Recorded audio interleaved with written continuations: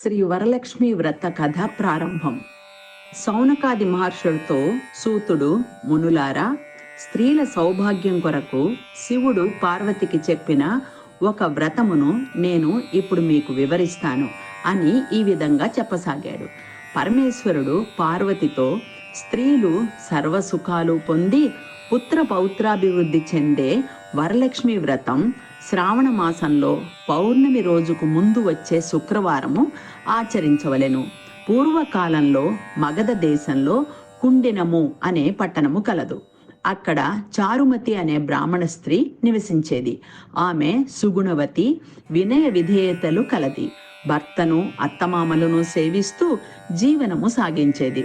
ఒకరోజు రాత్రి వరలక్ష్మీదేవి చారుమతి కలలో సాక్షాత్కరించి, నీవు నన్ను శ్రావణ శుక్రవారం నాడు పూజింపుము, నీవు కోరిన వరాలను, కానుకలను ఇచ్చెదను అని చెప్పి అంతర్ధానమయ్యెను.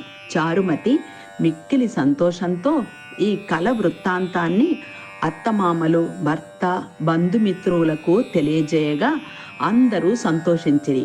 చారుమతి మరియు ఊరిలోని వనితలందరూ శ్రావణ శుక్రవారం నాడు తలారా స్నానం చేసి పట్టు వస్త్రాలు ధరించి చారుమతి గృహంలో మండపం ఏర్పరిచి బియ్యం పోసి కలశం ఏర్పాటు చేసి వరలక్ష్మిని ప్రతిష్ఠించి షోడశోపచారాలతో పూజించారు.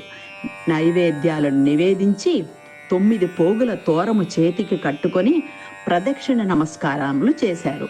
ఒక ప్రదక్షిణం చేయగానే కాళ్లకు అందియలు, 2వ ప్రదక్షిణము చేయగానే చేతికి నవరత్న కంకణాలు, 3వ ప్రదక్షిణం చేయగానే అందరికీ సర్వాభరణాలు సమకూరాయి. వ్రత ఫలితంగా అందరి ఇళ్ళు ధన, కనక, వస్తు వాహనాలతో నిండిపోయాయి.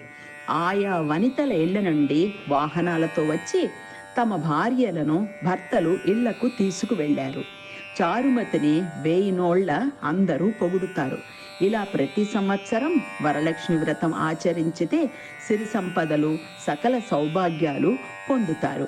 ఈ కథ విన్నా, వ్రతం చేసినా, చూసిన సకల సౌభాగ్యాలు సిద్ధిస్తాయి.